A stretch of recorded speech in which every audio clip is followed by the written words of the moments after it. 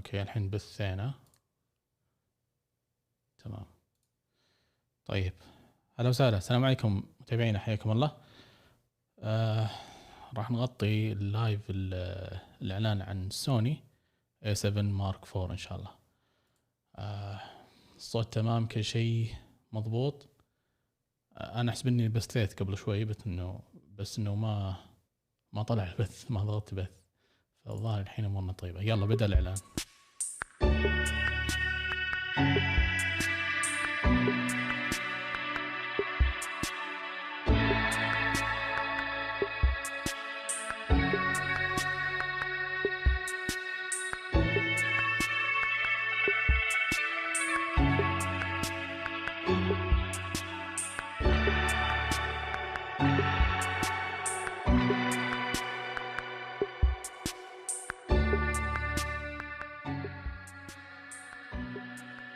حلو، معنا وقت 1:20 نتأكد من كل شيء.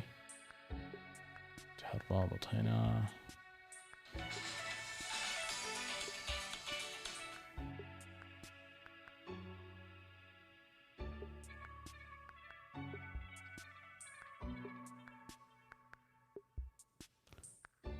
أقل من دقيقة. افتح اللايف عندي هنا. اوكي طيب شباب، اي ملاحظة بالصوت يا ليت تعطوني خبر، لانه جاي من الدوام قبل شوي. يلا ضبطت كل شيء على السريع. اوكي يلا ان شاء الله تكون الكاميرا يعني جبارة جدا، لانه فعلا انتظرنا كثير. المفترض تنزل من السنة الماضية بس انها ما نزلت، اخروها. وعليكم السلام، اهلا وسهلا فيكم، حياكم الله. الصوت مضبوط، اعطوني خبر في شيء غلط ولا لا. يلا بيبدأ البث الحين، بيبدأ الاعلان. نشوف. طبعا اتوقع انه يعني حوار صحفي او شيء زي كذا.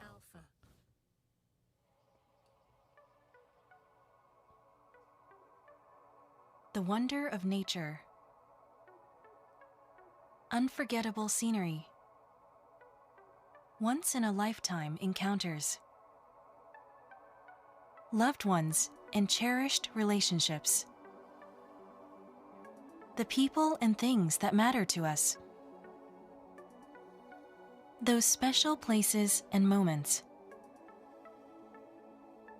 One-off experiences. And priceless memories. The burning desire of image creators to capture reality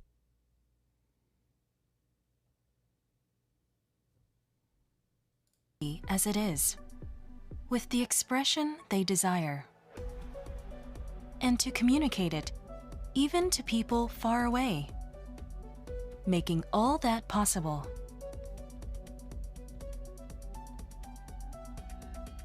For a new generation of image makers.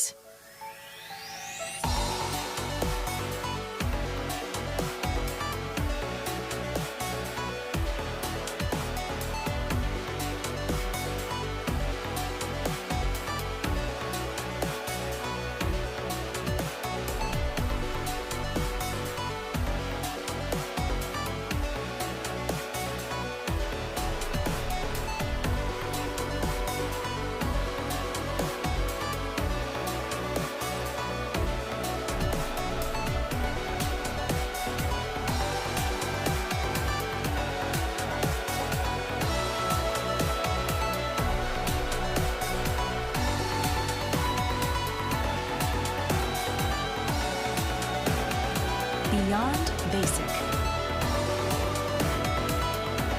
A7 Mark 4.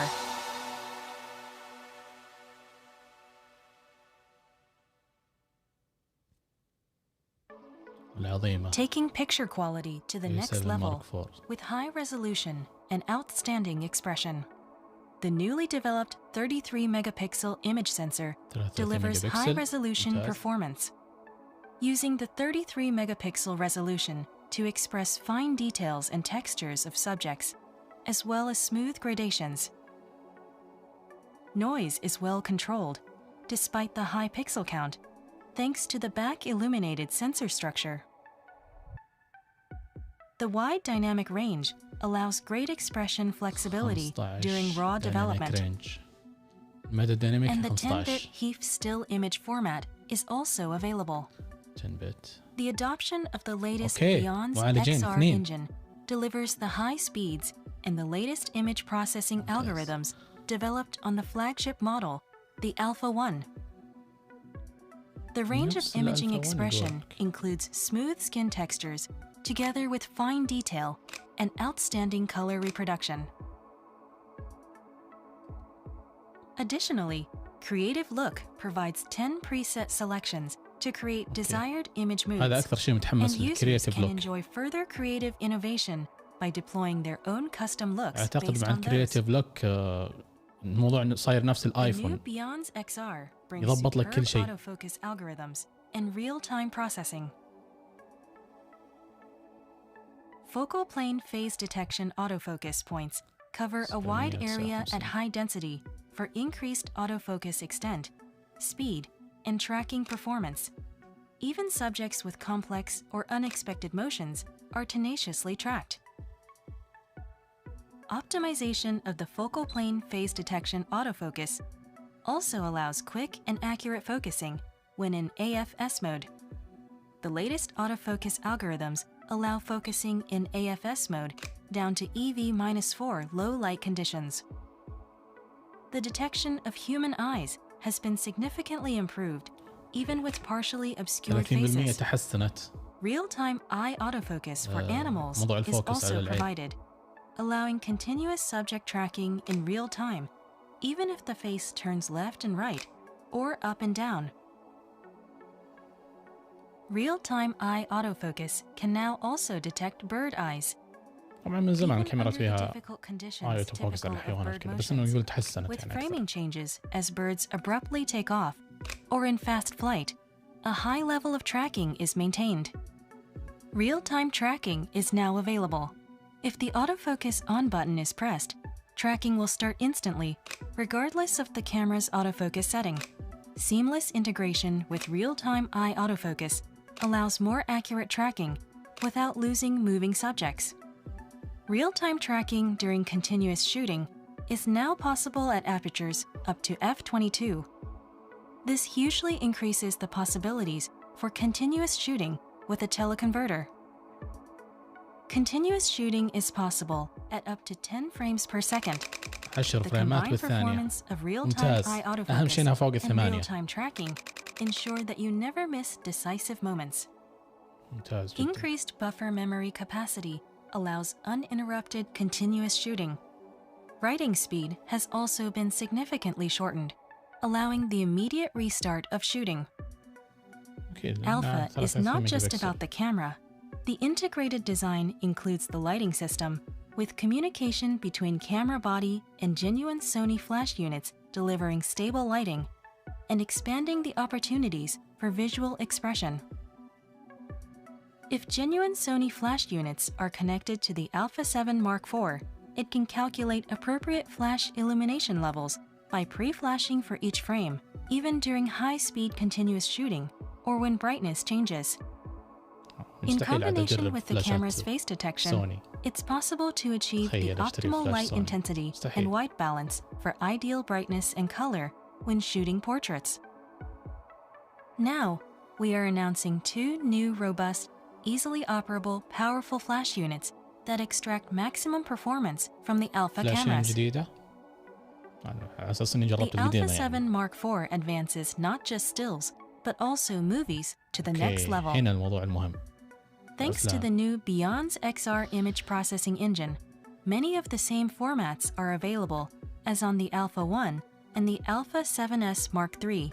10-bit 422 all-intra at up to 600 megabps is provided for high image quality. When recording 4K movies at 30p, oversampled full pixel readout at 7K is performed to produce سجل لك higher 7K resolution وتنزلها 4K. إلى 4K. Various مرة بطل frame rates الموضوع. are available for نتكلم smooth شوي. expression, 4K 60p, and Full HD 120p recording are available, enabling slow motion expression at up to 2.5 times in 4K and up to 5 times in Full HD.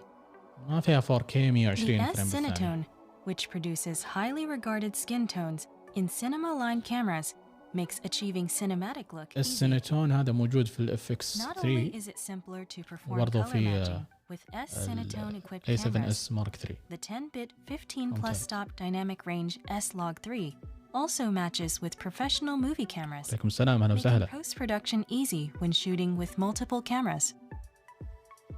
Creative Look is available even for movies and is effective for immediate delivery. Users can create their own original looks by adjusting parameters from the 10 looks provided. Autofocus is also vital for movies. The cameras and lenses in the Alpha series are designed as a system to achieve practically reliable autofocus even in difficult scenes. طبعا إلى الآن موضوع الأوتوفوكس ما لفت انتباهي لأن الكاميرات السابقة كلها حلوة. شوي بنتعمق بالمواصفات The Alpha أكثر. 7 Mark IV provides real-time eye autofocus for animals, and for the first time in the Alpha series, اي والله يا ليت 240 فريم بالثانية. توقعت انه بيحطونه صراحة بس مرة غريب. حتى توقعت انه يحطون 120 فريم بالثانية 4K بس غريبة مخلينا 1080. Even these leading-edge movie autofocus technologies would not be highly effective without Sony's genuine E-mount lenses, which employ the latest autofocus actuators. The Alpha 7 Mark IV also carries a number of newly developed focusing functions. With the new Focus Map function, the user can easily check in-focus areas visually and intuitively when using manual focus or when using autofocus on gimbal, for example. The new AF Assist function allows seamless switching to manual focus from autofocus mode. The transition speed of rack focus can be changed as the videographer desires by rotating the focus ring manually, even during autofocus لا ما في mode. شيء ملفت ترى. When ring rotation ceases, autofocus resumes seamlessly. Additionally, this model features focus breathing compensation for the first time نعومة in the Alpha الفوكس من series. الانتقال من الهدف الأول للهدف Knowing الثاني in صار advance أفضل. the amount of breathing compensation required for genuine Sony lens, the Alpha 7 Mark IV compensates breathing on supported lenses to attempt to maintain a consistent angle of view in real time. This unique feature can be obtained in combination with genuine Sony lenses only. These leading-edge autofocus functions combine to track subjects robustly and to provide smooth slow motion at up to 2.5 times in 4K, with the high image quality of 422 10-bit all-ultra recording. رخيص تقريبا. When shooting video, active mode image stabilization is activated optically, which allows for handheld mobile shooting. The stabilization angles of genuine Sony lenses are programmed into the camera body, allowing maximally effective compensation, especially for wide-angle lenses. The Alpha 7 Mark IV records gyro sensor information on video files as metadata, allowing the Catalyst Browse and Catalyst Prepare PC applications to adjust the amount of compensation applied for image stabilization. يعني The combination of the Alpha 7 Mark IV with the wide range of genuine Sony E-mount lenses realizes movie shooting with autofocus in extremely difficult scenes, such as 4K slow motion, with shallow depths of field, or gimbal shooting. New shooting experiences, such as seamless auto and manual focus operations, renew movie expression possibilities, shooting styles, and workflows. And it's not only the lenses, the audio is also designed as a system of alpha. The multi-interface shoe employs a digital audio interface, which enables digital audio transmission without a cable, while also supplying power. With an XLR adapter kit, 4-channel 24-bit audio recording is possible. The Alpha 7 Mark IV is a true hybrid model designed to achieve outstanding operability and reliability, not only as a dedicated still camera, but also as a dedicated movie camera. For the increasing variety of use cases where stills and movies are both shot, it would be convenient if changing between the two could be done easily. The Alpha 7 Mark IV's new still, movie, slow and quick dial makes it possible. This dial is used exclusively to switch between still and movie modes. حلو. المنيو تغير. By switching this dial, menus switch as well. المنيو صار نفس ال A7 صار نفس ال A7s Mark III. ممتاز جدا. From stills to movies. And even the various custom buttons and dials which you assign separately for stills and movies. Shooting settings such as aperture and shutter speed are also switched, which are separately set for still and movie modes. Slow and quick mode can also be selected to instantly switch to slow motion shooting. Additionally, the Alpha 7 Mark IV now has an exposure compensation dial that can be customized. Rather than the conventional concept of adapting a dedicated still camera to shoot movies, the Alpha 7 Mark IV serves as a dedicated still camera and a dedicated movie camera in a single package. It is a true hybrid camera. Operability and reliability have also been significantly improved. For example, the grip shape is now more comfortable for shooting. Features also include 5-axis optical in-body image stabilization, 5.5 منع اهتزاز, a higher resolution quad VGA viewfinder, أيوة هذا الموضوع يهمني. أوكي 3 مليون نقطة. A 3:2 aspect ratio vari-angle LCD monitor, supporting touch operation. لا غلط. الشاشة دقتها ما رفعوها مرة للأسف. كان الموضوع ذا مرة يهمني مرة يهمني. نتكلم شوي. Alpha 1 and Alpha 7s Mark III. نفس امتصاص الحرارة تبع ال A7s Mark III. الشاشة a dust and moisture resistant design. 1 مليون بس. شاشة 1 مليون غلط. اوكي. الشتر صار يسكر إذا طلعت العدسة أو طفيت الكاميرا يعني. that bring together serious still shooting and serious movie shooting. The Alpha 7 Mark IV brings high efficiency to all workflows of post-shooting and live communication in addressing the needs of the new era. First of all, image selection efficiency goes beyond with the new divider frame and movie shot mark. A constant Bluetooth smartphone connection is provided, allowing operation-free connection after the initial pairing for simpler file transfer. 5 GHz Wi-Fi is also provided for faster transfer of JPEG, RAW, and movie files. Wired connection with super speed USB 10 Gbps is provided, enabling high-speed, stable data transfer. But in the new era, it's not just about sharing shot content. It's increasingly about communicating in real time. تقدر تسوي بث مباشر من الكاميرا. The Alpha 7 Mark IV is not just an imaging device. Once it's connected to the network, it's also a communication tool. By simply connecting via USB to a PC and/or Xperia, the Alpha 7 Mark IV provides live streaming and online communication with high image and sound quality.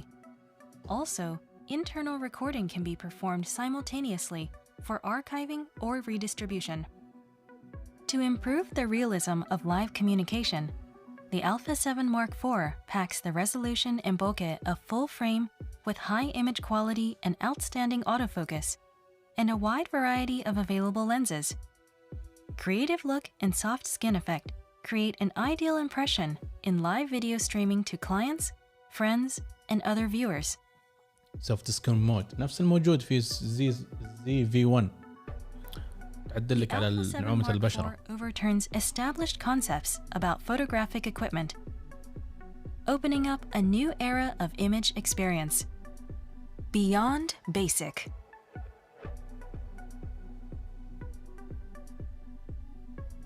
Sony is offering a new service that links cameras and networks and uses cloud technology. For example, consider the post-production workflow after movie shooting.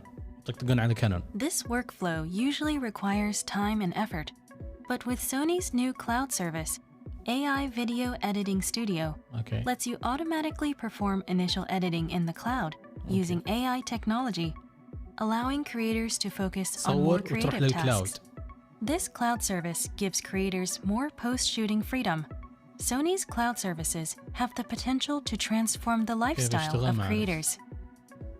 Sony will open up a new era by providing a wide variety of imaging experiences. موضوع هذا الكلاود أول ما أعلنوا قبل يعلنون كانون عن الR5 قالوا إن فيها كلاود، تصور تروح للكلاود تلقاها في البيت عندك موجودة مرفوعة وخالصة، بس انتهى الموضوع ما تكلموا عنه. We believe that our new basic concept can't be only about new imaging experiences, but must also embrace future sustainability and consideration of the environment. Across Sony Group, we are accelerating our environmental efforts based on our Road to Zero plan, which aims to achieve zero environmental footprint by 2050. With the Alpha 7 Mark IV too, we aim to reduce the environmental impact at all stages of production, including design, manufacturing, فيهم ذولا كأنهم يقلدون الايفون، يقول لك احنا حافظنا على الطبيعه ومدري ايش. سلامات. find that we have adopted non-plastic packaging materials and cloth wrapping which are recyclable. The compactness and lightweight of the camera body naturally allow greater compactness of the packaging and contribute to a reduced environmental impact up to the point of delivery to you. Your Alpha 7 Mark IV uses sustainable recycled plastic material and parts actively sourced from commercial partners in our environmental efforts and is manufactured in facilities that employ clean energy. The materials, parts, manufacturing, packaging and shipping of your Alpha 7 Mark IV all aim to reduce environmental impact. We believe that the challenge for Sony's innovation lies in protecting the planet while helping creators to produce ever more beautiful and creative works. طيب خلص. Sony will continue to provide systems with new value for creators going forward. طيب أنا أحللها الحين أنا الحين أحللها جاء التحليل وكل شيء الحين مخ على التحليل. خلص ما في شيء خلاص. الحين يا شباب الحين ندخل نقرأ المواصفات ونتعمق بكل شيء ونشوف الأرقام بمواقع التسوق. طيب أول شيء خلونا نشوف المقاطع الاستعراضية إذا نزلوها. ما أبغى أشوف اليوتيوبرز، نبغى نشوف بس المقاطع الاستعراضية. وين الكام؟ أوكي. أمور طيبة. طيب نبي نشوف الحين نحدث الصفحة ونشوف هل نزل مقاطع ثانية ولا لا. كذا صغيرة مختصرة.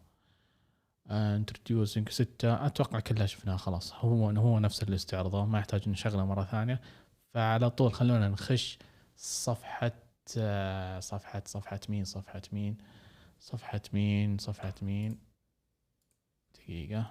بي&اتش خلينا نشوف طلعوا شيء ولا لا. اوكي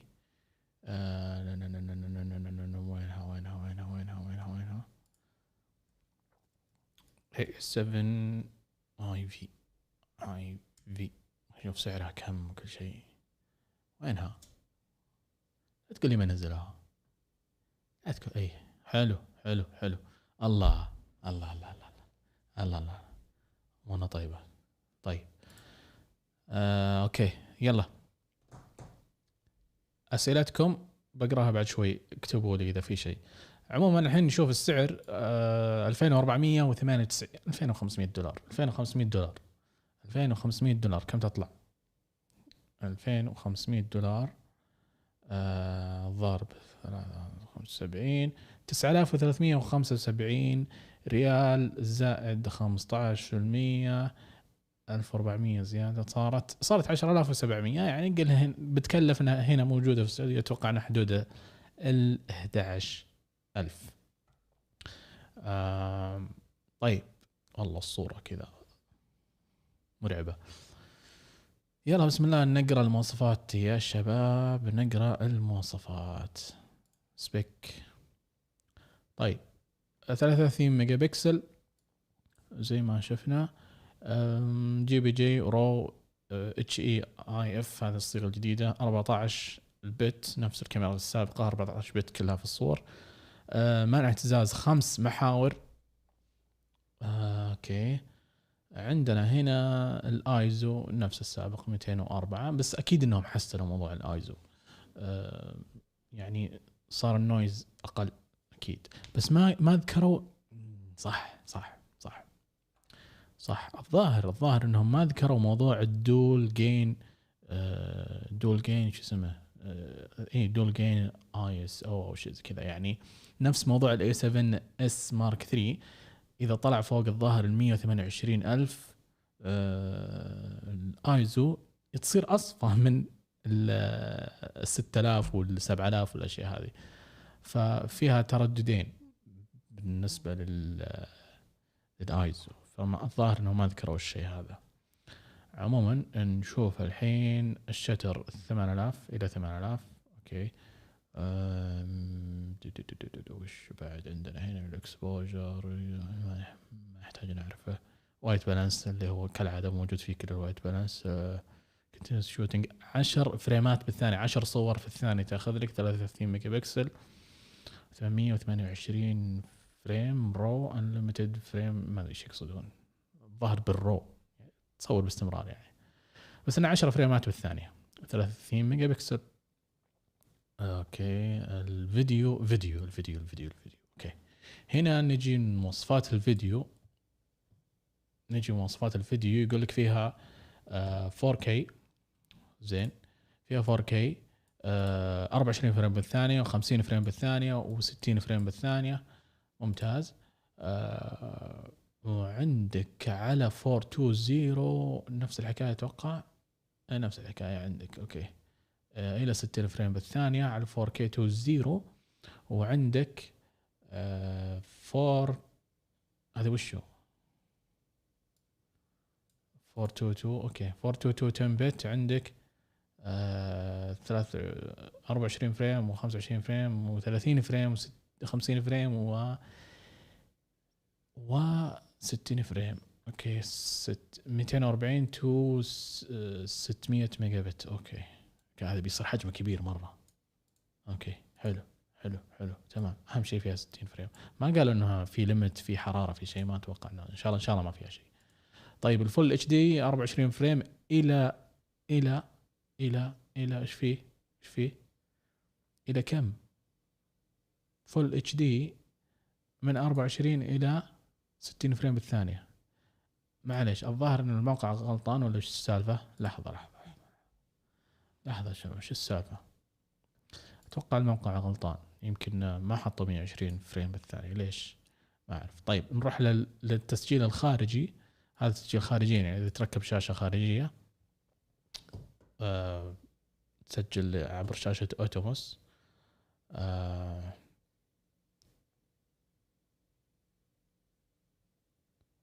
طيب 4K 60 من 24 فريم بالثانيه الى 60 فريم بالثانيه. فول اتش دي من 24 فريم بالثانيه الى 60 فريم بالثانيه. اوكي. طيب 420 من 4K. شوف ما تطلع لك 120 فريم بالثانيه خارجيا، مع انه شاشه اوتوموس الان صارت تدعم انها تصور 120 فريم بالثانيه خارجيا، او انه هذاك موضوع 8K. اي ما اتوقع، لا ما في شاشه تسجل 120 فريم بالثانيه. ما ادري صححوا لي معلومه، ناسي الموضوع انا صراحه. عموما بتاكد موضوع 120 فريم بالثانيه ليش مو حاطينه هنا. بنشوف الحين، ندخل موقع سوني نشوف دقيقه. سوني.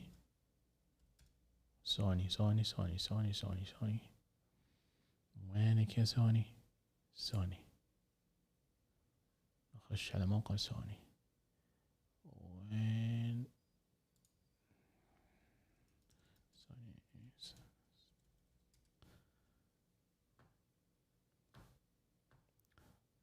لا تنسون اكتبوا اسئلتكم، كل شيء بعد شوي بقراها وبنمخمخ عليها باذن الله. اوكي طيب، عندنا هنا موقع سوني. وينك؟ الكترونيك، هذا هو. حلو، نخش الحين ونشوف المواصفات اللي مكتوبة في الموقع أحسن، لأنه شكيت أنا بموقع بي إن اتش في كنت ناسين أشياء صراحة. يلا افتح، يلا خلاص أخلص.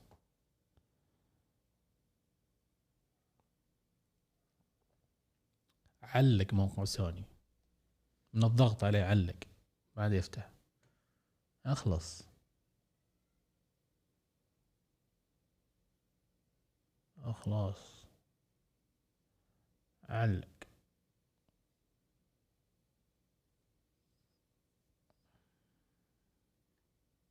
طيب نتركه. سوني الشرق الأوسط. طيب توقع نزله اي توقع نزله الشرق الأوسط ولا يتأخرون أحيانا. النيو كاميرا از كامينج، توهم ليرن مور. لا يا اخوي، اعلنوا وخلصوا. شايفين لسه كاميرا قابلة للتغيير. نروح نشوف، ما نزلوها للحين يا حبيبي، ما نزلوها للحين. طيب، وهذا ايرور اعطاني موقع سوني، اعطاني ايرور.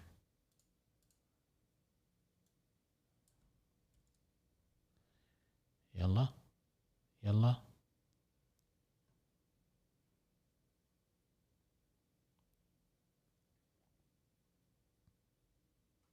ما في شيء. طيب نرجع بي ان اتش، واحتياطا نفتح ادوراما.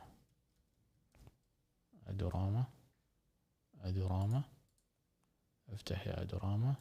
A7iv. خلاص، A7iv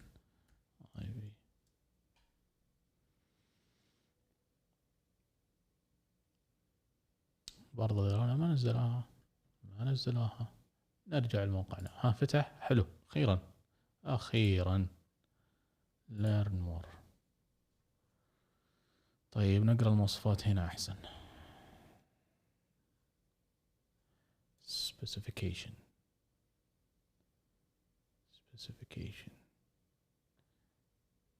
picture effects dynamic full. ايوه، وين وصلنا احنا؟ انا ابغى الفيديو، موضوع الفيديو recording format.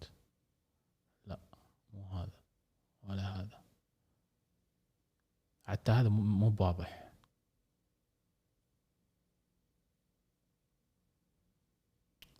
عشان زي بي ان اتش هم اوضح شيء.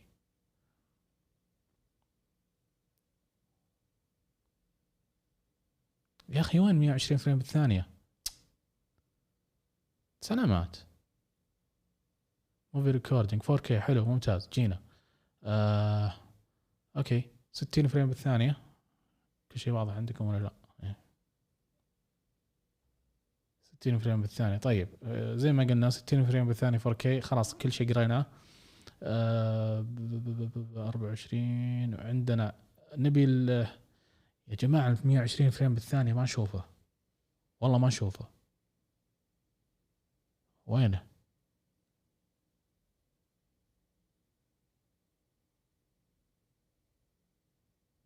تشوفون ولا لا؟ مو معقول. لا لازم فيه شيء غلط. 4K 120. اوكي هذا 4K كلها، هذا قسم 4K ما في شيء. 4K هنا بعد 120 فريم بالثانية ما فيه. طيب فول اتش دي. حلو، فول اتش دي 422 10 بت، 60 فريم بالثانية، 30 فريم بالثانية، 24 فريم بالثانية، 50 فريم بالثانية، 25 فريم بالثانية. ما فينا ليش؟ اوكي، حطينا سلو اند كويك موشن شوتينج فريم ريت. طيب اوكي، هذا هو 1 2 3 4 15 30 60 120. حلو، 120 فريم بالثانية على مود السلو اند كويك. ما هو موجود مع الظاهر في لستة الفول اتش دي. لا تدعم هذه موجودة، هذه 220 فريم بالثانية، بس انها تحت المود السلو اند كويك موشن. طيب سوفت سكين افكت، يس هذا هو حق تنعيم البشرة. يو اس بي ستريمينج، تبث من اليو اس بي. طيب خلاص نرجع موقع فينديتش لانه اوضح بالنسبة لي. شايفين هنا مو كاتبين الكويك اند سلو موشن. طيب المايك، لا شو يسمونه، الهوت شو صاير نفس الاي 7 اس مارك 3، تقدر تركب فيه مايك فوق.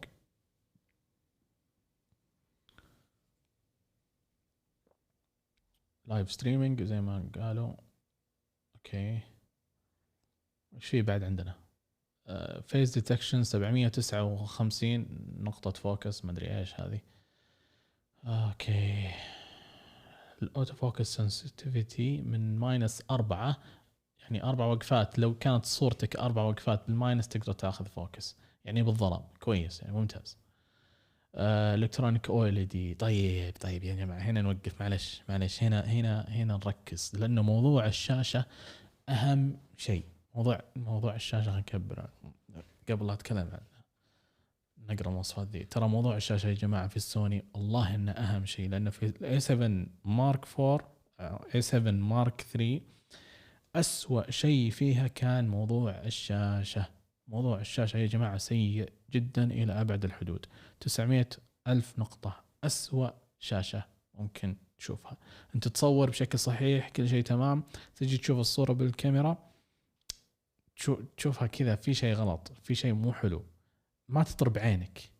بينما تأخذ الميموري وتحطه بالكمبيوتر كل شيء تمام، أمورها طيبة، فما تستعرض لك الصورة بدقة عالية، عكس الكانون وعكس الكاميرات الجديدة من نيكون، وعكس بعد الاي 7 ار مارك 4 الجديدة اللي نزلت في 2021 سووا لها ابجريد الشاشة. وبرضو الاي 7 ار مارك 3 سووا لها ابجريد الشاشة، صارت 2 مليون نقطة. ممتاز جدا. اهم شيء انها تكون فوق 1.6 مليون. 1.6 مليون انا راضي تماما. نفس الار 6 اللي عندي الان اصور فيها، الشاشه حقتها ممتازه. 1.6 مليون. طيب هو الحين يتكلم هنا عن الفيو فايندر. الفيو فايندر 3.6 مليون، ممتاز جدا، لا بس حلو. اهم شيء انه ما هو اقل من 2 مليون. 3.6 مليون ممتاز. هذا الفيو فايندر اللي تحط عينك عليه وتشوف. طيب خلونا من فاندر الشاشة يا جماعة. لا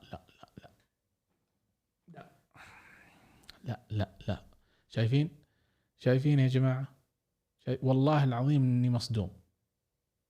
يعني حتى شاشة دقتها 1,036 نقطة. يعني السابق الاي 7 مارك 3 كان 970 ألف نقطة، الآن زودوها إلى 1,036. ولا شيء الزيادة ذي، ولا شيء. لازم يكون 1.6، يعني على الأقل حط 1.4 نفس شاشة ال A7R مارك 3 القديمة. مرة غثيث الموضوع ده. هذا السبب اللي يخليني ما أشتري الكاميرا صراحة. طيب الشاشة تنقلب وتواجه المستخدم.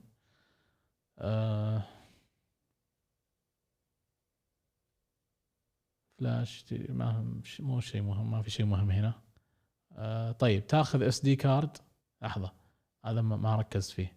السلوت 1 تاخذ CF Express Type A وتاخذ SD كارد من نوع UHS مارك 2. UHS 2 حلو يعني سريعة. السلوت الثاني تاخذ SD. اوكي المنفذ الاول ياخذ CF اكسبرس وSD، الثاني ياخذ SD بس. اوكي ممتاز. يعني ليش ما خلاها طيب نفس ال A7S Mark 3 تاخذ اثنين كذا وكذا؟ يلا عادي مو مهم، اهم شيء ال SD كارد. هاي ال HDMI Type A. HDMI Type A لحظة هذه تحسب لهم إذا صح الكلام، تحسب لهم النقطة دي.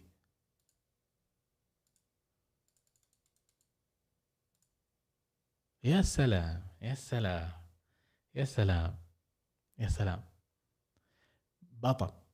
موضوع ال HDMI فل الكبير، يعني احتمالية انه ينكسر معك ال HDMI يخرب البورت، لا ما عاد فيه، فشيء كويس ممتاز جدا جدا جدا. كويس انهم حطوا فل HDMI ممتاز.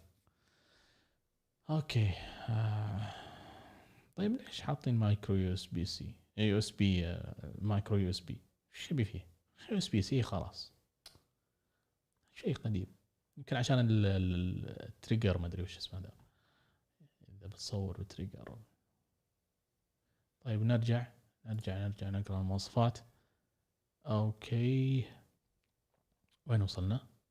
اي فل HDMI واليو اس بي سي 3.2 ممتاز سريع.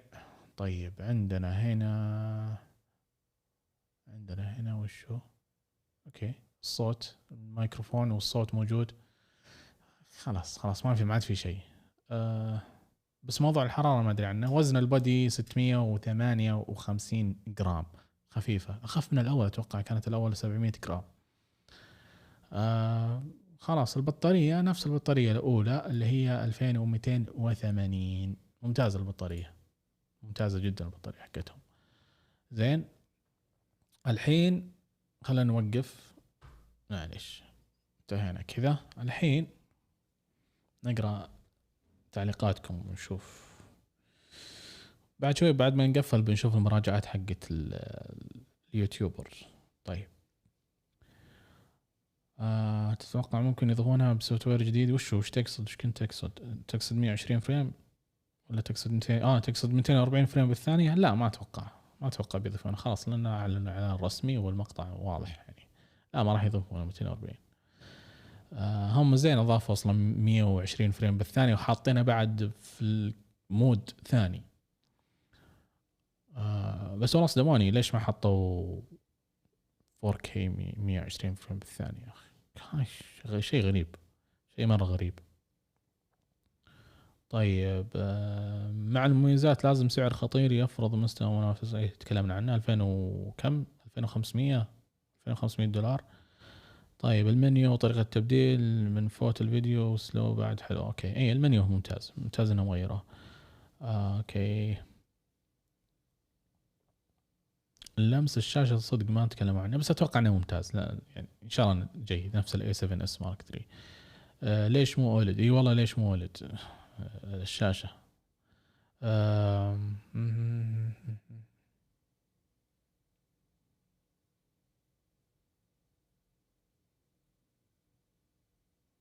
طيب محمود عايز مقارنة بينها وبين نيكون Z6 Mark 2. لسه باقي ما الكاميرا جديدة يعني، ان شاء الله نجيبها ونسوي مقارنة باذن الله. اليوتيوبر حتى ما يمديهم يسوون مقارنات بين كاميرات اخرى لا الحين باقي. برايك الشخصي مقارنة المواصفات مع ال S3 هل تنصح فيها كبداية لدخول عالم الاحتراف؟ مو بسالفة الدخول عالم الاحتراف، هل الكاميرا تفيدك ولا لا؟ هل الكاميرا تحتاج مواصفاتها ولا لا؟ سواء A7 سواء ال S3 ولا A7 Mark 4 ولا A7R Mark 3 ولا Mark 4. هي الموضوع انه مو موضوع الافضل، موضوع اللي انت ايش تحتاج. انا اشوف ال A7 Mark 4 الان يعني تقدر تطلع فيها اعمال قويه، ال A7 3 تقدر تطلع منها اعمال قويه يعني كل الكاميرات اللي انتجت من عام 2018 كلها يعني كاميرات احترافيه تقدر تطلع منها عمل ممتاز. لكن الموضوع يختلف، اليوزر اكسبيرينس تبع المصور هي اللي تختلف، وش يحتاج من مواصفات، تجربه المستخدم يعني هي اللي تختلف. ما هي الكاميرات المنافسه من ناحيه المواصفات؟ كل الكاميرات اللي انتجت بعد 2018 ممتازه. الزي 6 مارك 2، الزي 7 مارك 2، الار 6، الار لا خلينا نقول من 2019 وفوق او 2020 يعني ار 6 ار 5، الزي 6 مارك 2، الزي 6، الزي 7 مارك 2، الاي 1، اي 7 اس مارك 3 كلها ممتازه. طيب نذكر حبيبي صدقني ما تدعم الفيديو ب 120. لا يا رجل، لا يا رجل، تدعم ليش ما تدعم؟ قبل شوي طلعوها موجودة في المقطع، موجودة تدعم بس انها تحت الكويك ان سلو موشن، مستحيل ما تدعم. طيب شو بالنسبة للشحن اليو اس بي وعن الباور بانك بشكل مباشر؟ اكيد انها تضبط فيها. اي لا تضبط تشحن عن طريق الباور بانك وعن طريق شو اسمه، اتوقع في محول بعد ممكن يبيعونه تشبكها بالكهرباء، بس اتوقع عن باور بانك تضبط. يعني الاول كانت تضبط الباور بانك، هذا شيء عادي يعني. اوكي، لان بعد فيها لايف ستريمينج، فاذا شبكتها بالكمبيوتر اكيد ان الكمبيوتر راح يعطيها باور بعد، فبرضه بنتاكد من النقطه هذه. موضوع الشاشة غريب، لأنه سوني تصنع شاشات من أفضل شاشات الأوليد، لازم ارفع المنافسة واستعمل شاشة خطيرة. والله الموضوع يضايقني مرة كنت متأمل يعني والله العظيم لدرجة أنه A7 III لو أن شاشتها ممتازة 1.6 مليون إلى الآن ما أتخلى عنها، بس انه الموضوع مرة سيء. تصور ما تنطر بعينك، عينك ما تطرب. وش المشكلة؟ خلك المشكلة هذه. المشكلة لما تصور زواج، انا مصور زواجات، فلما تصور زواج تبي توري العمل للعريس والاشخاص اللي انت تصورهم، فلما توريها العمل يشوفها عادية، هي ممتازة جدا لو فتحتها بالكمبيوتر او فتحتها في كاميرا ثانية شاشتها دقتها عالية راح يشوفها حلوة. لكن لما يشوفها العميل كذا يتوقع انها الصورة عادية وفيها شيء غلط، اضاءتها مو حلوة، الوانها مو حلوة. فهذا اللي طفشني صراحة، عشان كذا تركتها، والآن هنا احبطوني. طيب نكمل. اوكي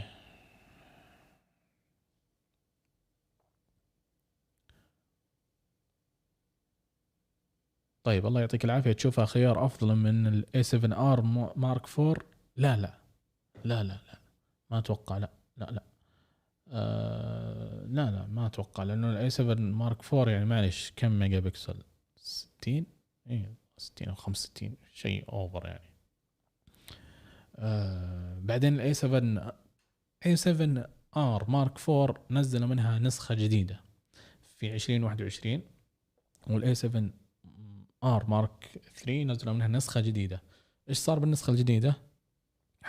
حدثوا اليو اس بي سي، و موضوع الشاشة سووا له ابجريد. كم حطوه 2 مليون يا جماعة، ممتاز وفوق الممتاز، حطوه 2 مليون. النسخة القديمة اللي هي A7R Mark 4 و A7R Mark 3 1.4 مليون نازلة.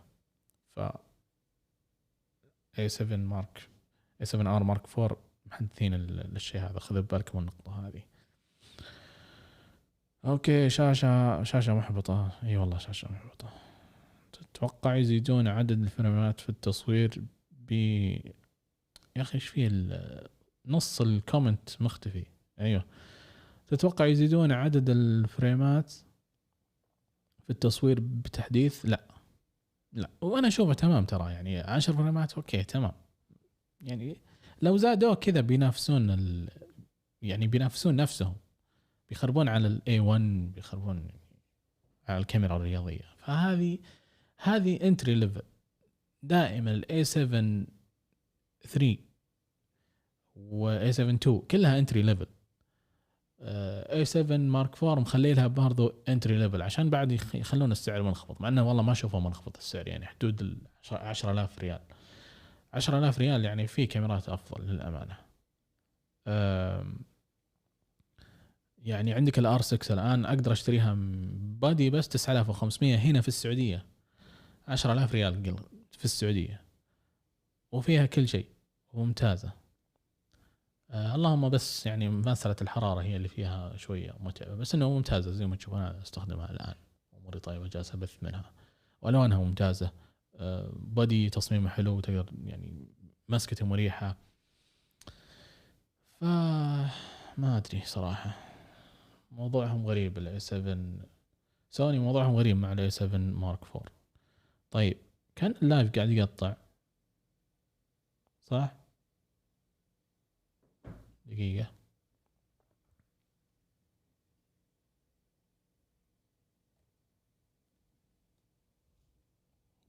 هني اشبك الكاميرا مرة ثانية.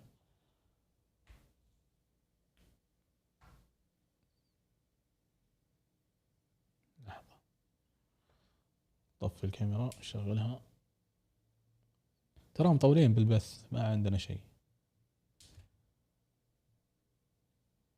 اي تمام الحين وانا طيبة. طيب تعليقاتكم، خليني افتح التعليقات هنا على الكمبيوتر احسن عشان اشوف بشكل ممتاز. يا كثر التعليقات، كذا اشوف ممتاز. طيب وين وصلنا احنا؟ طيب غريبة، ما اعلنوا عن عدسة 24-70 نسخة جديدة، ما اعلنوا، لا ما في شيء، ما اعلنوا الا عن الاي 7، ما اعلنوا عن 70-200 الجديدة قبل يومين بس، ما في شيء ثاني. واليوم اعلنوا عن فلاشات بس. فما في عدسة 24-70. طيب وانا طيبة كذا ولا لا؟ وانا طيبة. طيب سوني A7 مارك 4 والله انها محبطة نوعا ما، وبتشوفون مراجعة الحين محبطة صراحة، محبطة. فيه لا نستبق الأحداث، خلينا نشوف بالتفاصيل عن اليوتيوبرز اللي نزلوا، ونراجع نراجع مراجعاتهم بالأصح. فنزلوا هذا أهم واحد، إذا نزل هذا مراجعة خلاص بيتكلم عنه. What if there was a camera that was nearly identical to the A7S III, but with 33 megapixels, the Sony A1's autofocusing system, ergonomic improvements, and all for $1,000 less than the aforementioned A7S III? Well, that's not exactly what this camera is, but it's darn close. Let's get undone. شوف ايش يقول لحظة. شوف ايش يقول. Than the aforementioned A7. هلا ناهض، حياك الله. تأخرت والله، لنا ساعة أنا نبث، وراك تأخرت. ما عليه، بتكلم بالسناب إن شاء الله بعدين. عموما خلينا نشوف الحين وين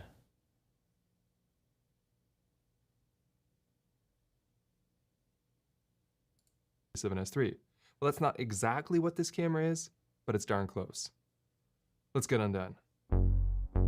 Gerald Undone. He's crazy. What's happening, everybody? I'm Gerald Undone, and in an alternate universe, I review wooden furniture. All right, disclosure, Sony lent me this camera to make this review. This is a pre-production model. I don't get to keep it. No money changed hands, and Sony does not get any input on this video's production or get to preview it before it's posted. This video does have a sponsor though, and that's Storyblocks.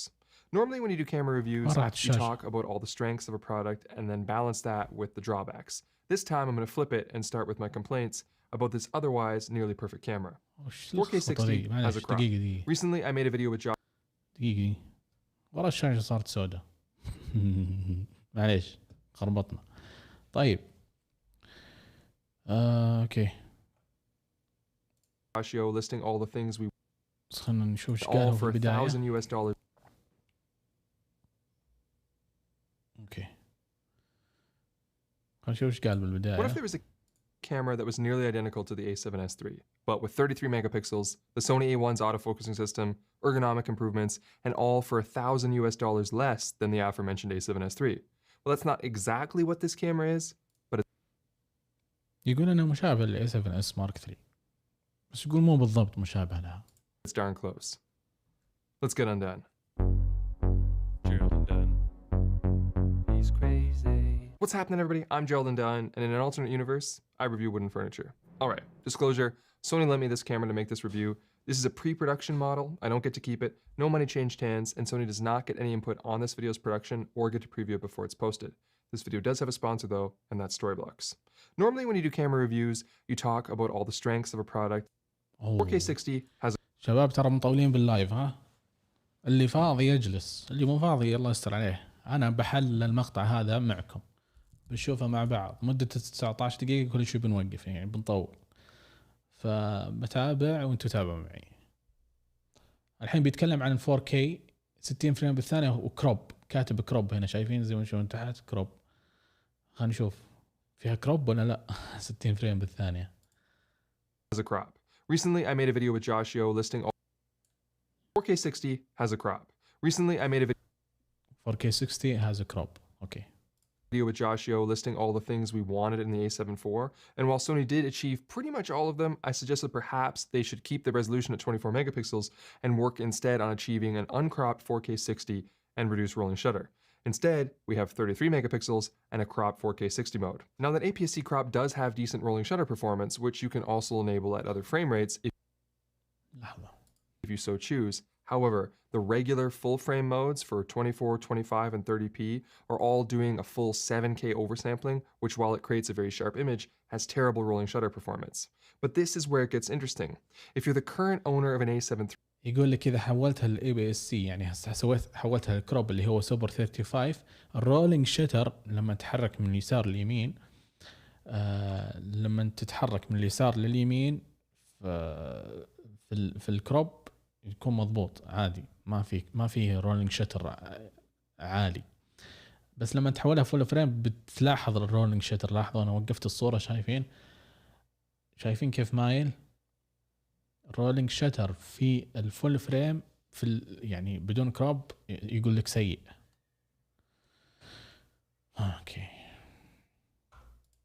3 and don't have a problem with the rolling shutter on that camera, then this new camera is nothing but upgrades for you because the rolling shutter is pretty much identical to the A7 III, except now you have a 33 اوكي يقول لك الرولينج شتر نفس ال A7 III megapixel photo camera as well. If, however, you're coming from an A7S III or an A1 and you wanted a second camera, please know that this camera is a major step back in rolling shutter. The same goes for the flip screen and the EVF. If you're coming from an A7S III, these displays are worse, but if you're coming from an A7 III, they're a bit of an improvement, and the panel is now fully articulating. And there's no 4K 120 mode, but I really wasn't expecting that, so I'm not docking any points. قال لك ما في 120 فريم بالثانية على ال 4K. There's also a bug in the pre-production models that I've already reported to Sony, but I'll document it here as well for transparency and to ensure it gets fixed. It has to do with this new selection dial they added. On this camera, you have a separate selector for photo, video, and S&Q modes, which I think is great because it removes those functions from the top of the mode dial, making the modes independent and faster to access. However, if you swap batteries while the new selector is set to video, most of your buttons don't work when you turn it back on, unless you switch the dial to photo, then back to video. If you start in photo, it's fine. It's just if you start in video and reseat the battery that the problem occurs. This is obviously a pre-production bug and في خلل في السيستم بس يقول انه بيصلحونه بعدين. اكيد انه بيصلح في خلل يقول. طيب. I'm confident it'll be fixed. Speaking of that battery, same as usual, it's an FZ100, which should get you over 2 hours of recording time in regular frame rates and just under 2 hours in 4K 60. And it also features USB-C power delivery, which can charge the camera or extend your runtime indefinitely if recording. And it didn't seem to have an impact on overheating. In fact, overheating was not really an issue. Power delivery, which can charge the camera or extend recording time in regular frame rates and just under 2 hours in 4K 60. And it also features USB-C power delivery, which can charge the camera or يقول لك انه الكاميرا تستقبل طاقة من اليو اس بي سي فتقدر تشحنها خلاص اللي هو شبكتها بالشاحن بالباور بانك ولا بالكمبيوتر تنشحن. extend your runtime indefinitely if recording, and it didn't seem to have an impact on overheating.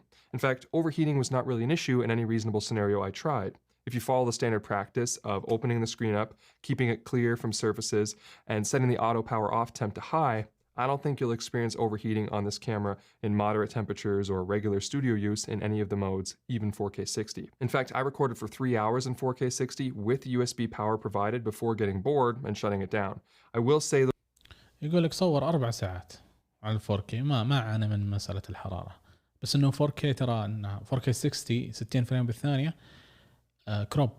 the camera does get quite hot when you do those long 4K 60 tests, probably too hot to comfortably hold in your hand. So that kind of يقول لك ان الكاميرا احترت عليه مرة لدرجة انه ما يقدر يمسك الكاميرا من حرارتها، بس انه ما كملت تصور. مسألة الحرارة ما زالت موجودة. prolonged use is better served for tripod work, but I suppose most people will only be shooting handheld 4K 60 in shorter bursts anyway. And I was able to get it to overheat if I closed the LCD screen or if I rested it on a cushioned surface, so don't do that.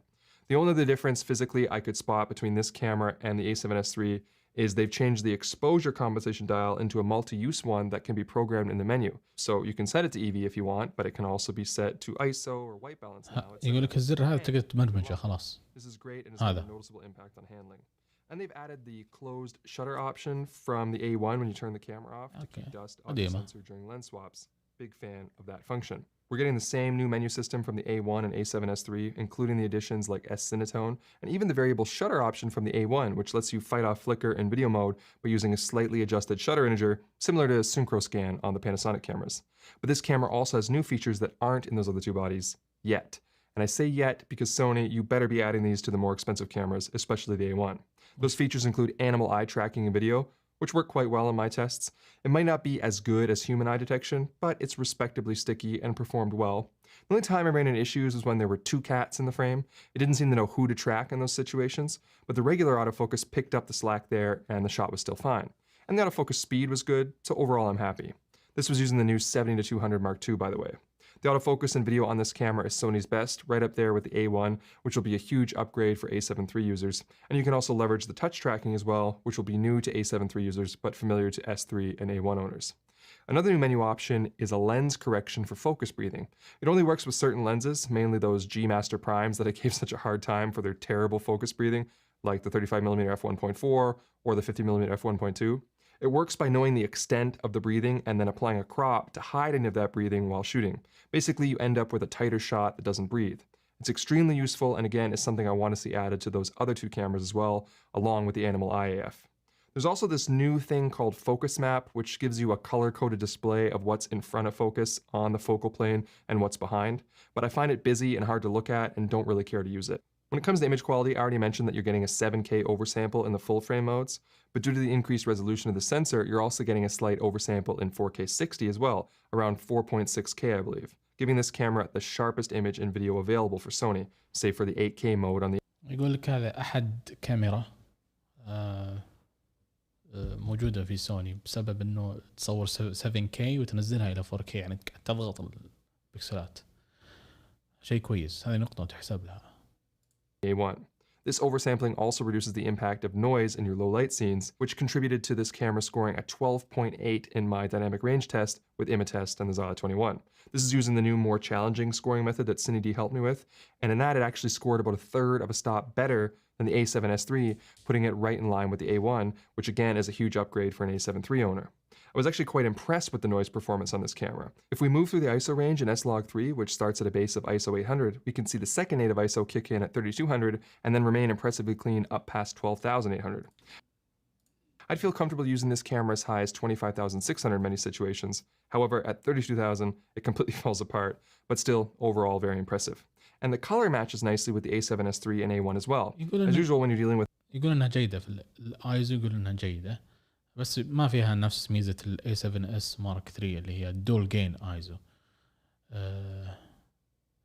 DGO اسمه ولا شيء زي كذا ناسي، اللي اذا صار فوق 1000 12000 ومدري كم 12500 يضبط الايزو اكثر، يصير اصفى. With a new sensor, there's slight differences in the white balance. The A7S3 leans a bit green, the A1 a bit magenta, and this new camera is somewhere in the middle. But these are very minor. Usual when you're dealing with a new sensor, there's slight differences in the white balance. The A7S III leans a bit green, the A1 a bit magenta, and this new camera is somewhere in the middle. But these matches nicely with the A7S III and A1 قاعد أتكلم عن الألوان بس دقيقة بركز إيش يقول بالضبط. as well. As usual when you're dealing with a new sensor, there's slight differences in the white balance. The A7S III leans a bit green, the A1 a bit magenta, and this new camera is somewhere in the middle. But these are very minor A1 a bit magenta, and this new camera balance. The A7S III leans a bit green, the A1 a bit magenta balance. The A7S III leans a bit green, the A1 a bit magenta, and this new camera is somewhere in the middle. يقول لك اللون يقول A7S III تميل للأخضر والA1 تميل لاحظوا دققوا معي أدري إنه موضوع شوية. يقول لك A7S III A7S Mark III تميل للأخضر والA1 تميل للبنفسجي في ألوانها. زين يقول A7 Mark IV بينهم يعني شيء كويس شيء ممتاز السنسر جديد. But these are very minor shifts, and if you custom white balance each camera separately, they turn out to be extremely close color-wise, and mixing the footage shouldn't be a problem. And because it offers all the new codec options as well, including 10-bit 422, you can comfortably shoot in S-Log3 and not worry about the image falling apart like it did on the A7 III. Speaking of those codecs, this camera has H.264 and H.265, and it even has all-intro recording, which is something I wasn't expecting and was pleasantly surprised with. The card slots are slightly different though. There's only one of the A7S III's dual bays that feature both a CF Express Type A and SD slot. The second bay is just an SD card slot, but both of them are UHS-2. The 4K 30 mode is much improved as well if you're coming from an A7 III. First off, there's no crop, and your autofocus isn't affected. And they've even increased the bit rate when you increase frame rate, which makes sense and is much better than the previous generation of cameras. And although 4K 60 has a crop, you can still enable active stabilization in that mode, which is nice, as this camera features the same great stabilization modes of the A7S III. And if you're coming from an A7 III, rest assured there's none of that silly HDMI stuff where your face detection stops working or one of your screens goes black if you dual record. But it still does have the issue that I think all Sony cameras have, where you lose the camera screen if you output your on-screen display info onto an external monitor. I wish they would fix this. A couple smaller improvements I've noticed that actually make a pretty big difference. This is the first Sony camera I've used that you can effortlessly bring up your battery life if you're running a minimalist display. On every other camera, the battery icon disappears after a few seconds, and there's only a couple ways that you can bring it back up. Either by cycling through your display modes until you get the one with all the stuff on it, or what I do, enter and exit the menu quickly. This camera, you can bring it up by half pressing the shutter or pressing AF on, or a bunch of other much easier ways, and I really appreciate this. And they've also added an AF assist function in video mode that feels a lot like a DMF mode in photo, basically letting you manual focus override at any point during continuous autofocus for video. This is a handy tool, but it does bring with it one interface change compared to the A7S III or A1. On those cameras, if you turn on focus peaking, you only see it when the lens is in manual focus mode. On this camera, when focus peaking is on, you see it in both modes, manual or autofocus. I assume this is to help with that new AF assist override function, but it took some getting used to. And if you're looking to use this camera as a webcam as well, the whole experience has been upgraded. So first off, when you plug in a USB cable to this, now it will bring up a prompt so you can choose what kind of USB mode you want to use, whether it's data transfer or not. And one of those options will be to use it as a webcam. And as soon as you choose that, it is a hassle-free universal webcam device recognized by your computer. And then the resolution and frame rate modes have been improved as well. I think on the previous Sony webcam versions, it was a 720p cap. Now you can shoot 1080p all the way up to 60 frames per second and 4K at 15 frames per second if you plan to use that. But that 1080p 60 and the ease of use. On the previous Sony webcam versions, it was a 720p cap. Now you can shoot 1080p all the way up to 60 frames per second and 4K at 15 frames per second to use it as a webcam. And as soon as you choose that, so first off, when you plug in a USB cable to this, now it will bring up a prompt so you can choose what kind of USB mode you want to use, whether it's data transfer or not. And one of those options will be to use it as a webcam. And as soon as you choose that, it is a hassle-free universal webcam device recognized by your computer. And then the resolution and frame rate modes have been improved as well. I think on the previous Sony webcam versions, it was a 720p cap. Now you can shoot 1080p. يقول لك تقدر تسوي بث مباشر من كاميرا 4K يعني ما أدري ليش حاطينها صراحة وش أبغى فيها غريبة. يقول تقدر تسوي 4K 15 فريم بالثانية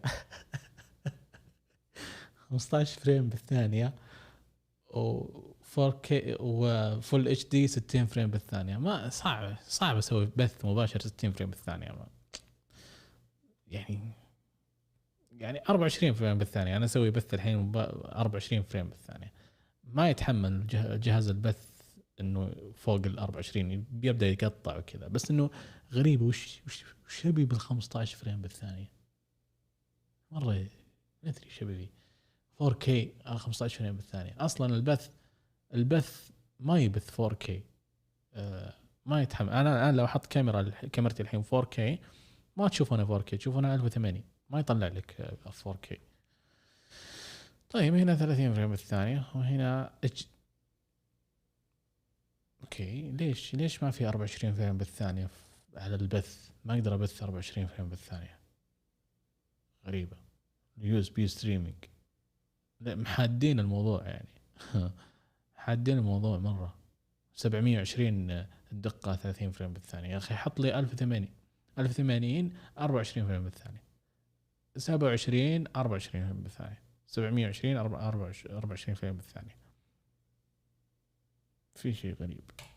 All the way up to 60 frames per second and 4K at 15 frames per second if you plan to use that. But the 1080p 60 and ease of use makes this actually a really viable webcam now. So as you can see, you can also record internally now while simulation streaming. Video, this camera is literally nothing but upgrades compared to the A7 III, and it matches or beats the A7S III in color, dynamic range, detail, and autofocus performance. شفت؟ يقول لك الكاميرا هذه ال A7 Mark IV تهزم ال A7S Mark III بالألوان وبالديناميك رينج. وش قال كمان؟ بالأوتو فوكس. طيب حط لي شاشة ممتازة. And due to the lower second native ISO, it offers a much cleaner middle ISO range of 3200 to 6400 compared to the A7S III. And it offers added. اوكي يقول لك الايزو من 100 الى 6400 قال. Cleaner middle ISO range of 3200 to 6400 compared to the A7S. 6400 ايه الى 6400 يقول لك نظيف الايزو، انظف من 3. انظف من الاي 7 اس 3. هذه صدمه شوي نوعا ما. كيف يقول لك الايزو؟ خلينا نكرر المعلومه. يقول لك الايزو من 100 الى 6000 او لحظه خلينا نقول بالضبط ايش قال. من 3200 من 3000 الى 6400 الايزو فيه انظف من الاي 7 اس مارك 3 في الايزو هذا اللي هو من 3000 الى 6400. معقوله؟ ما ادري، يمكن عشان حساس جديد.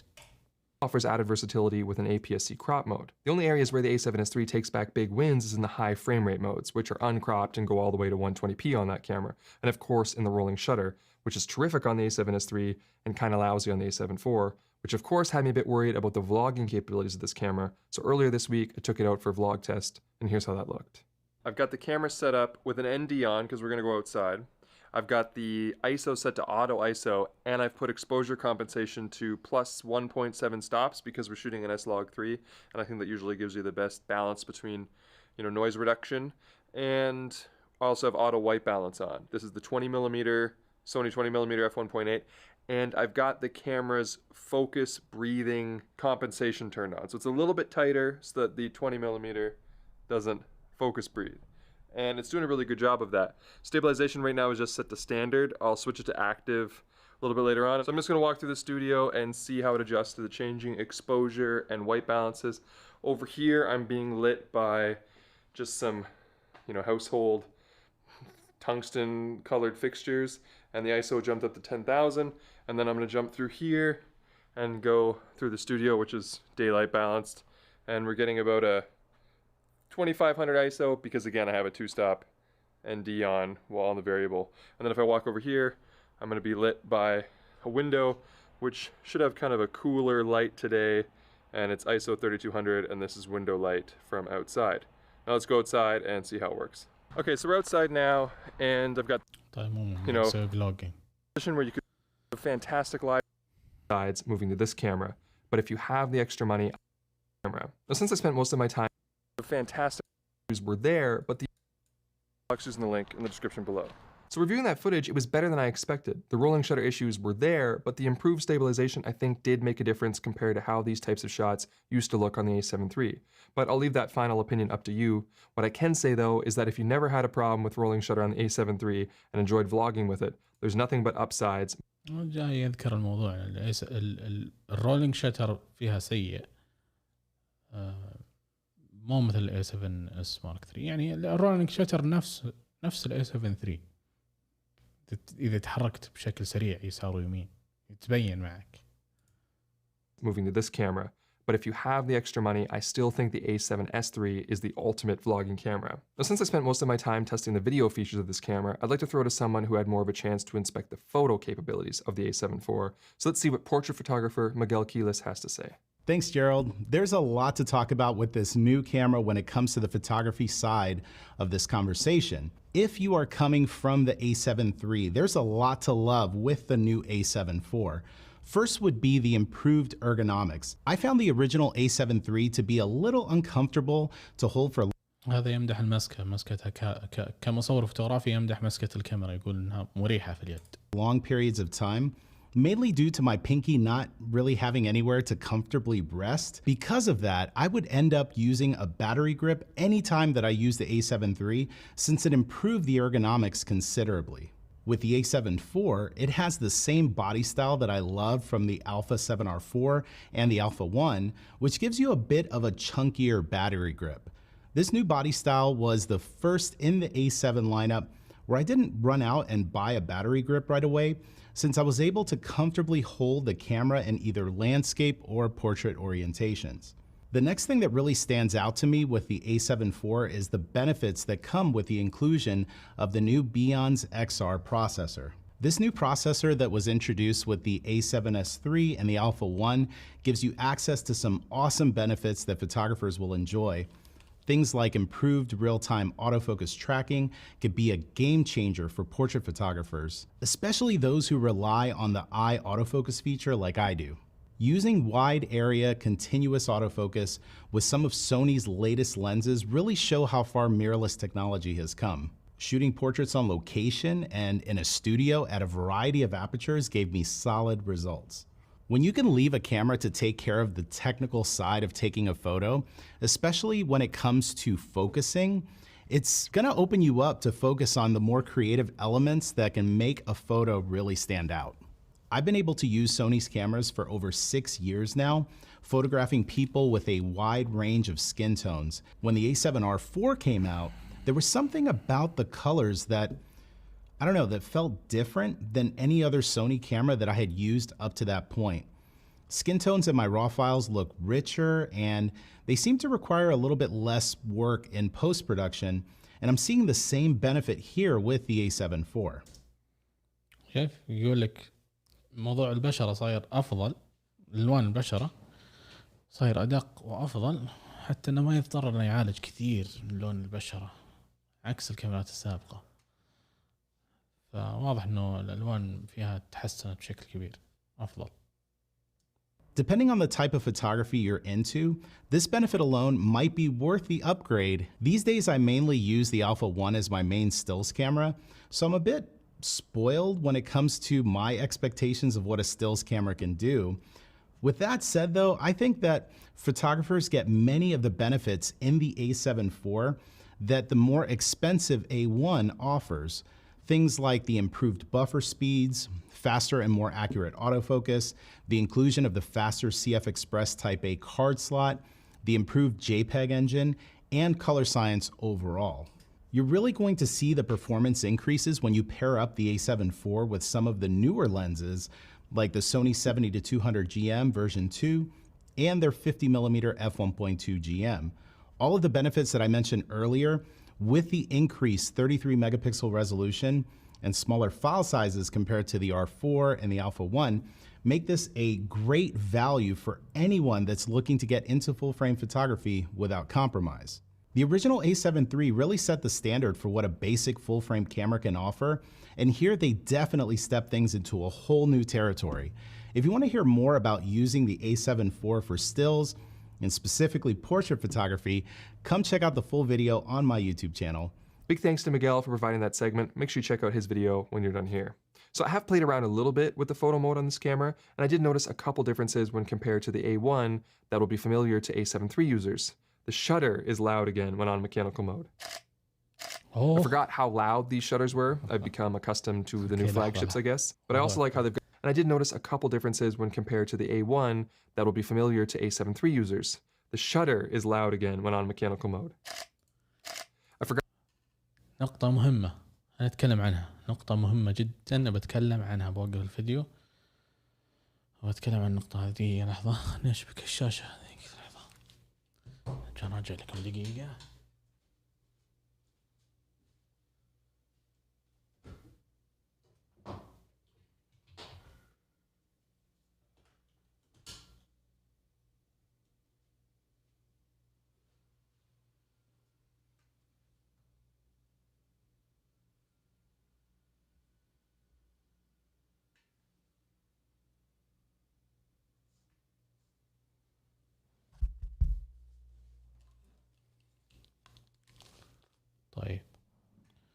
طيب هذه نقطة مهمة بتكلم عنها.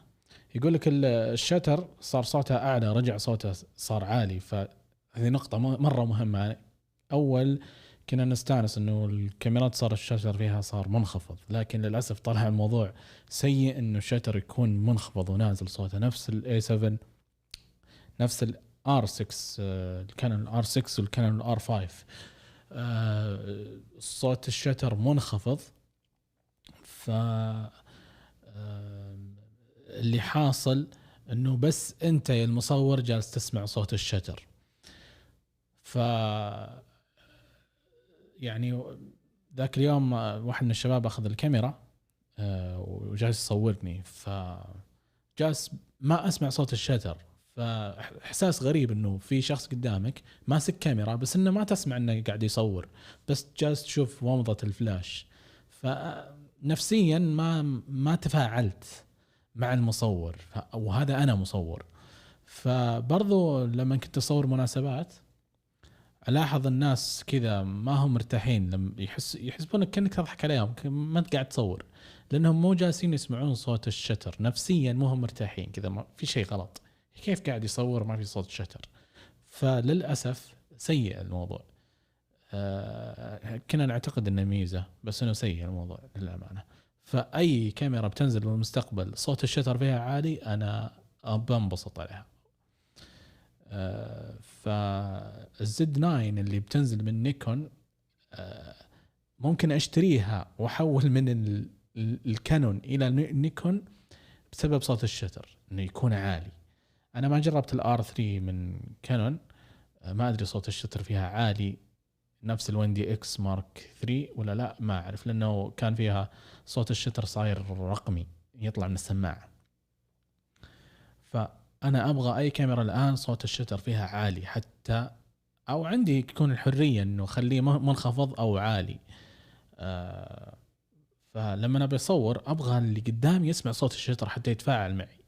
نفس المودلز لما انت بتصورهم في جلسة تصوير ما تعطيك البوز الثاني الا لما تسمع صوت الشتر. فتخيل يعني صوت الشتر يعتبر كأنه إشارة لها، اعطني الوضعية الثانية، اعطني الوضعية اللي بعدها واللي بعدها، وتصور تشك اللي بعدها تشك واللي بعدها. لازم تسمع صوت الشتر فعشان تتفاعل معك.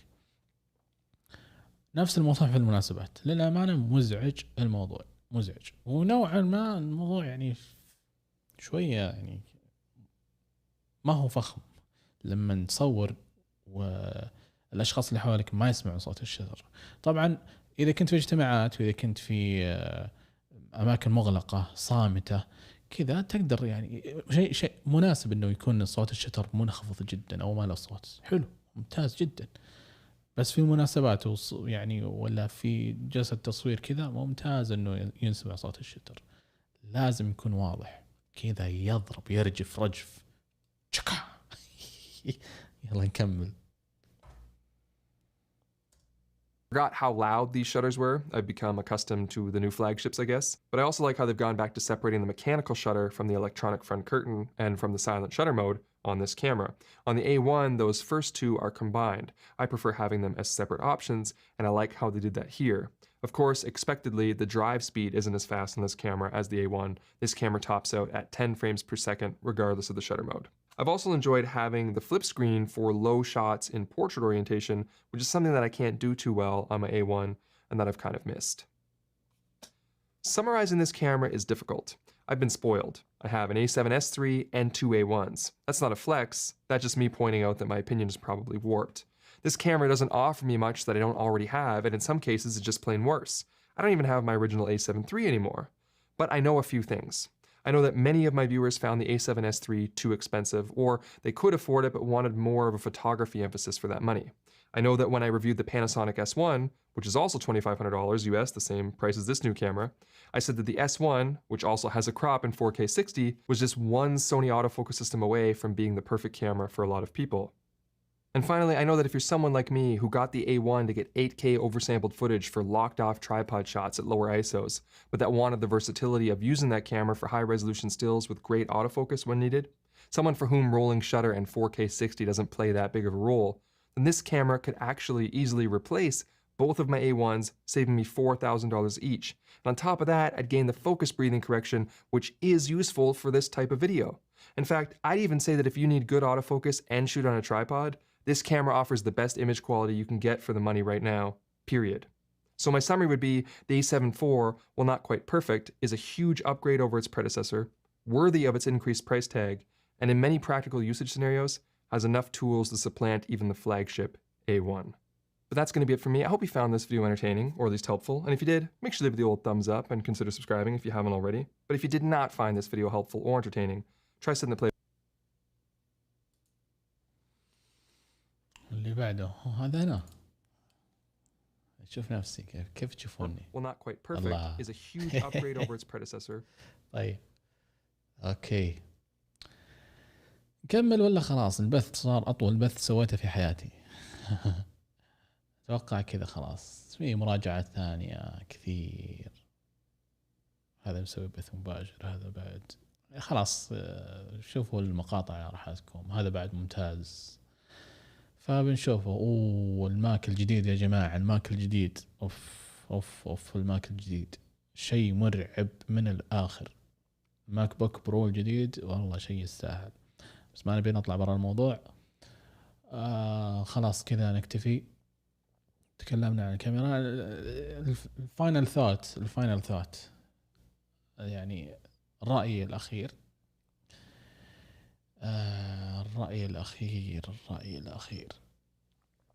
الرأي الأخير يا جماعة بخصوص الكاميرا A7 Mark IV.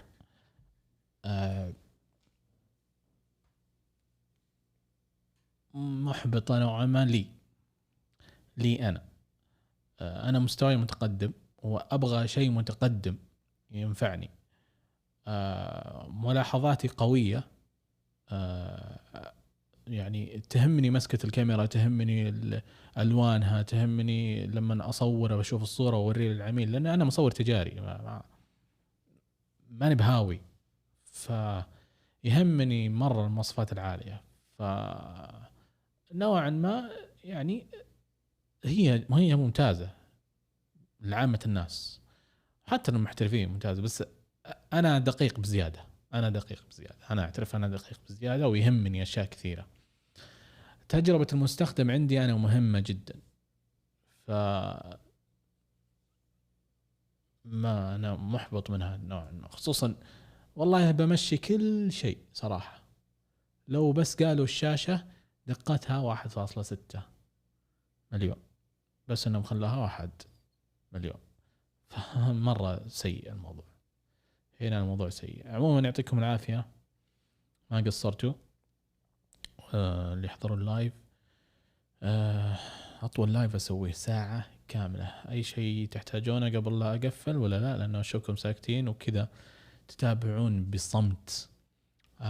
فأي أحد عنده شيء بيضيفه يا ليت يكتبه قبل لا نقفل اللايف. خلينا نشوف موضوع الشحن بالكاميرا. لا تطفي الكاميرا بعد. اوكي اوه لا 50% استهلكنا من 50%. طيب